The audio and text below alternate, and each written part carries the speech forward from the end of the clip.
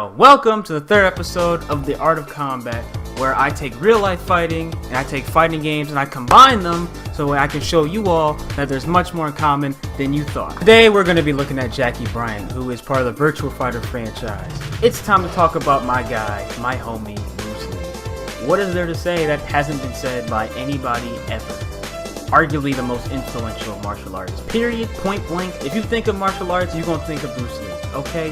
His likeness has been immortalized in every media ever. Like in some way, shape, or form. If you go down the list, somewhere you're gonna see Bruce Lee inspired this thing. So, without further ado, let's just get right into it. Jacky uses Jeet Kune, but did you know that Jeet Kune is more of a philosophy than a true martial art? Now, it's roughly translated as the way of the intercepting fist, focusing on fluidity, adaptability, economy, and autonomy. Bruce Lee wanted to create a style that had no style, and it wasn't weighted down by rigid formations and movements. He wanted every move to have point A to point B mentality, and you go back to point A very quickly and efficiently without wasting extra energy.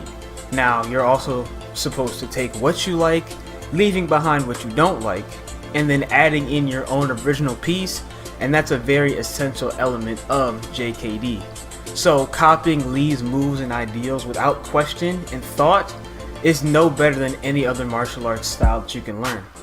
Now, another major factor is being able to not think while fighting or fighting without fighting. Training your mind and body to the point where you can move without conscious thought is the ideal warrior that you want to be under the JKD philosophy. A great example outside of Bruce Lee himself would be Ultra Instinct from Dragon Ball Super. So when Goku fought Beerus and when Goku and Vegeta were being lectured by Whis, there were little hints and little tidbits sprinkled in there, about Goku learning to fight without thinking and being able to just have his body move without necessarily him thinking about moving. And then when he was in a tournament of power and you saw him fight Jiren, he transformed into it, or I guess he achieved it. It's not really a transformation. Either way, when he reached Ultra Instinct, that's a very good way of looking at how fighting without fighting is supposed to go. First up, I'm starting with the back fist. First impressions of this move make it seem like it's not that useful, but that's so far from the truth. Very fast, can be used to interrupt opponents, surprisingly longer range than expected. The key factors of making this move work is the speed, as well as the timing and execution.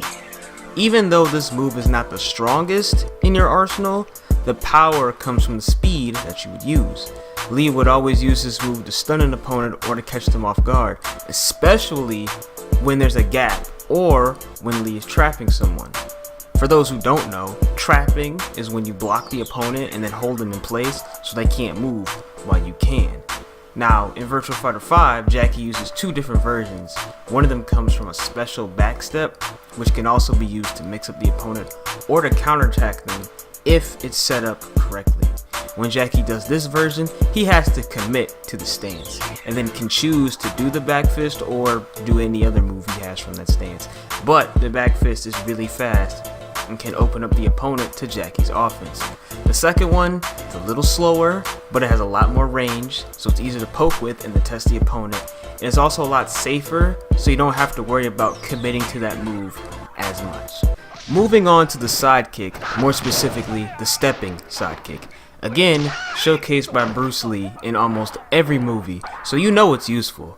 It's arguably the most powerful move out of all these four, but it's also the most difficult. Hear me out. Body mechanics, leg placement, eye level, balance, momentum, hip rotation, foot placement, spacing, and many more factors are all essential to making this move work.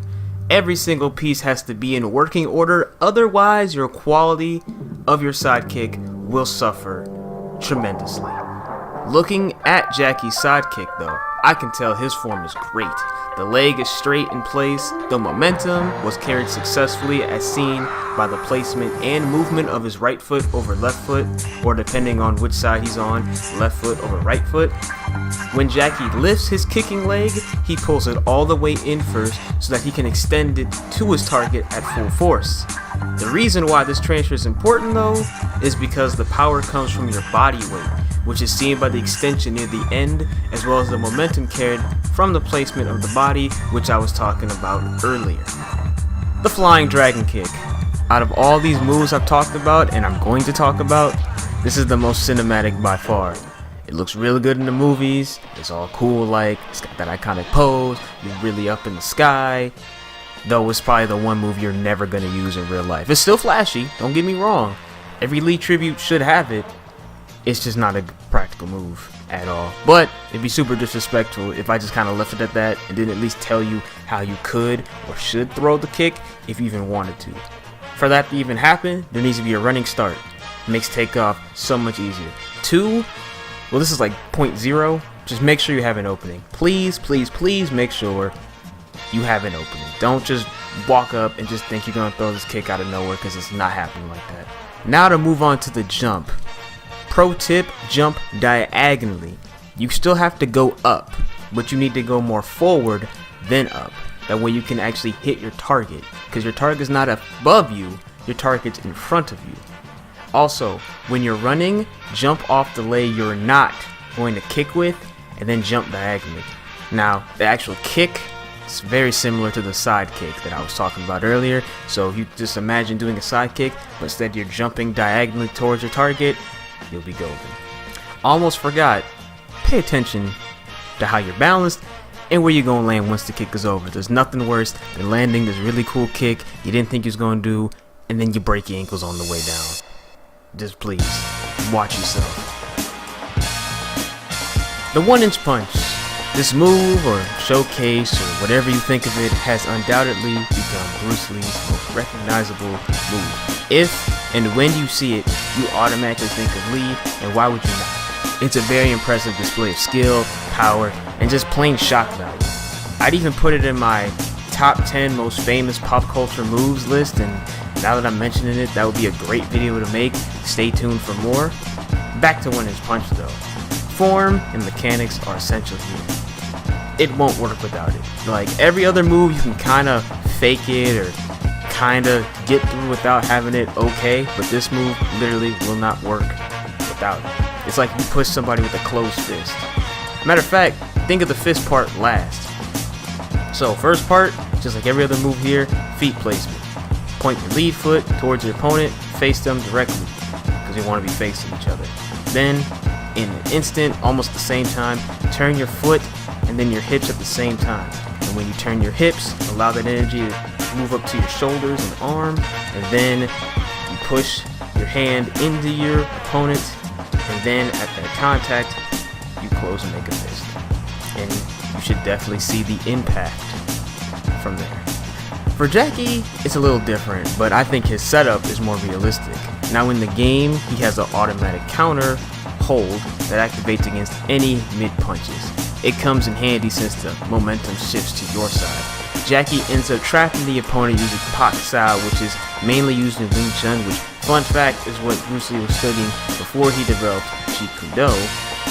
And he traps him in Pak Sao, like I said, and then he finds an opening, places his hand on his chest, almost instantly performs the 1-inch punch, which goes like how I described above. Thank you for making it to the end of the video. Like I always say, you didn't have to be here, but you chose to be, and that's what matters. I originally planned to put this video in a longer one, which is where I compare all the fighting game characters inspired by Bruce Lee against each other. I still plan on doing that, it's just going to be later on. If you guys like to see that, hit up the comments, let me know. If you want to see any other characters from fighting games, again, hit up the comments and let me know. That's all for this video. I'll catch you on the next one. Peace!